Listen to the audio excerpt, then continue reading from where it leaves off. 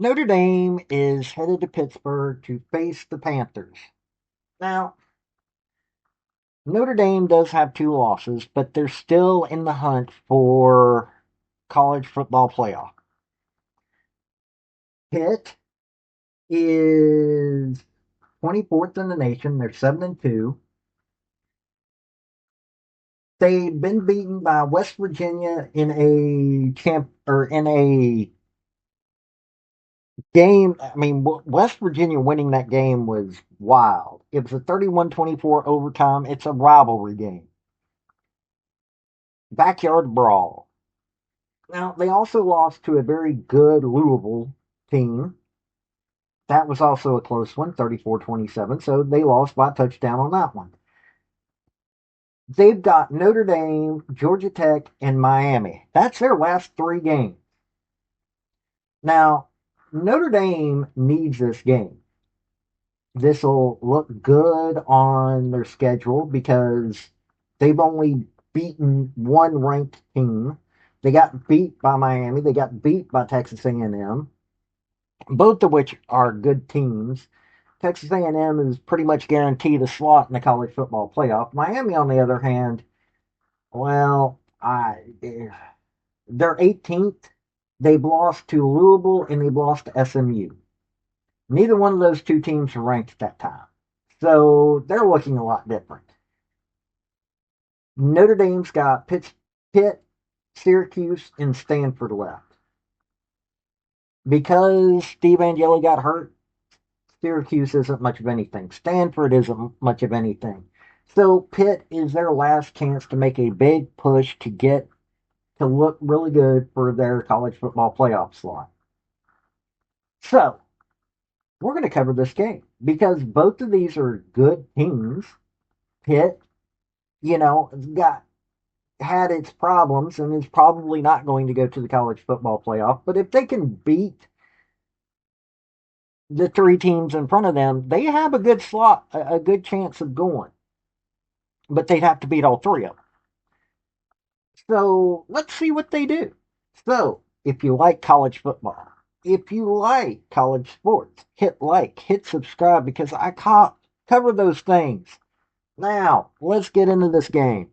Hey folks, this is Paul with Redneck Sports. I want to thank you for viewing my video, and I want to give you one thought process. There was a famous coach at the University of Tennessee by the name of General Robert Neyland. He had 6 maxims, but number 2 maxim is what everybody should apply to their life. Play for and make the breaks. When one comes your way, score. That's how to live your life right there. Now, the Fighting Irish have C.J. Carr. He's 152 of 225. He's 67.6% completion rate. Thrown 19 touchdowns and only thrown 4 interceptions. Been sacked 10 times. That's a little shaky, but not that bad. Now, Jeremiah Love is the leading rusher. This man is a beast. 154 yards, 154 carries, pardon me, 988 yards, 13 touchdowns. Jadarian Price, another beast. 95 carries, 568 yards, 9 touchdowns. Jeremiah Love's got a 94-yarder. Price has got a 49-yarder. Now, Anais Williams has got 11 carries, 102 yards, 54-yarder, 2 touchdowns. C.J. Carr's also got 2 touchdowns. So they got 26 touchdowns on the ground. So they know how to ground and pound, but they also have a really good receiving game. Jordan Faison's got 43 catches, 545 yards, got a 48-yard long run, 3 touchdowns.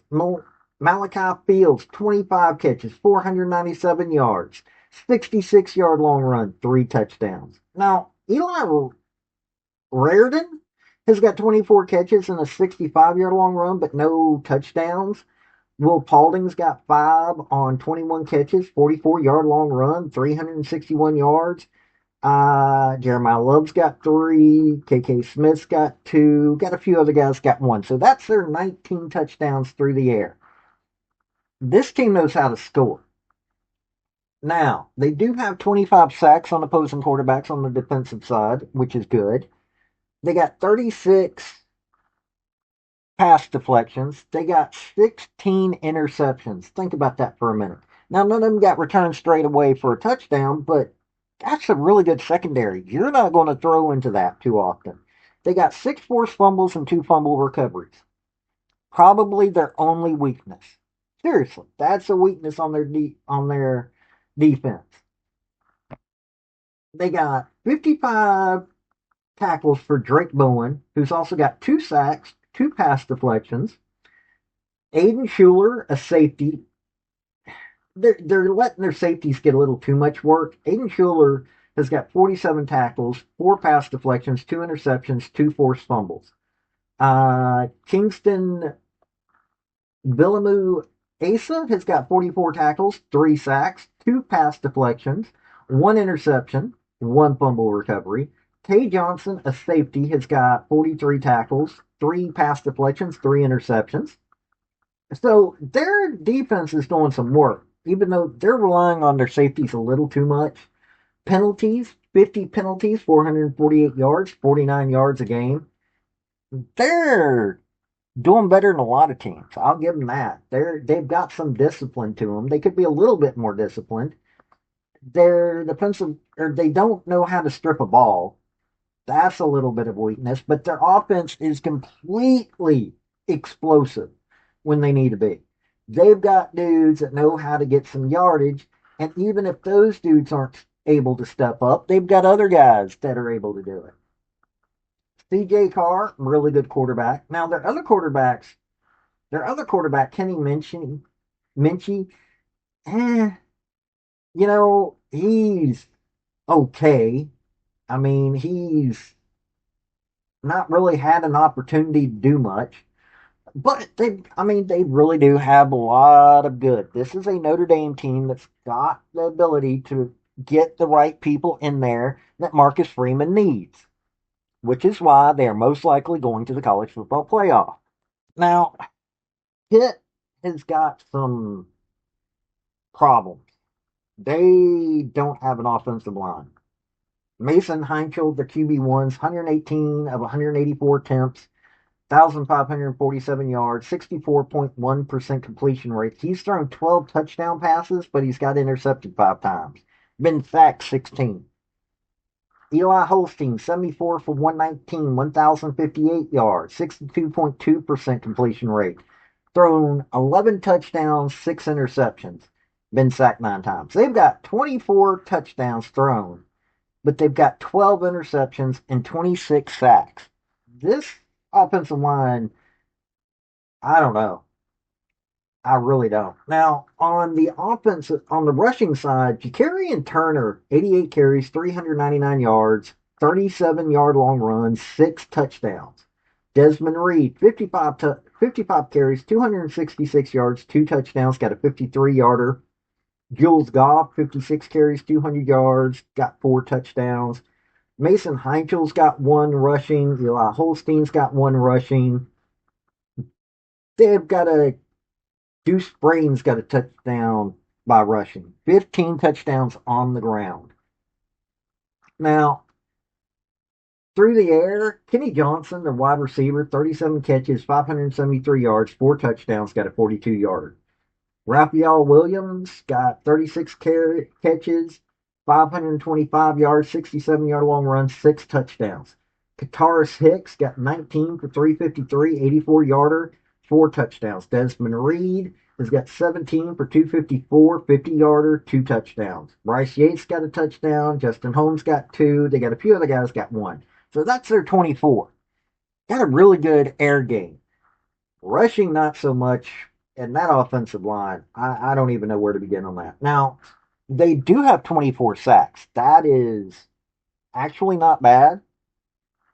Got 30 pass deflections, 10 interceptions, 2 that got returned back for touchdowns.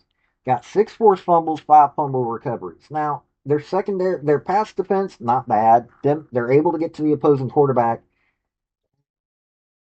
They're not bad at stripping balls, but could be better. Braylon Lovelace, linebackers, got 55 tackles, 1 pass deflection, 1 interception. Rasheem Biles, 52 tackles, 2 sacks, 2 pass deflections, an interception that went back 75 yards and got a touchdown, got a forced fumble. Kyle Lewis, another linebacker, 52 tackles, 2 sacks, 3 pass deflections, 3 interceptions, and 1 forced fumble and 2 fumble recoveries. They've got a decent defense. They just have no offensive line whatsoever. They do have some injuries on both those. When it comes to penalties, 70 for 627, 69 yards per game. They have no discipline. They're basically playing a 2 quarterback system. Well, almost three. Well, the third guy is not doing so much work, but mostly because, well, how can you keep a quarterback healthy when you've got 26 sacks on the year? Seriously, are they just opening up the line every chance they get, which hurts your run game, which is why they've only got 15 rushing touchdowns? Seriously, for them only being 7-2 is actually a miracle. They did beat Florida State. They beat Stanford pretty convincingly, beat NC State pretty convincingly. Syracuse, without Steve Angeli, you might as well say they don't have an offense. Boston College was a convincing win. Central Michigan and Duquesne, well, it's Central Michigan and Duquesne.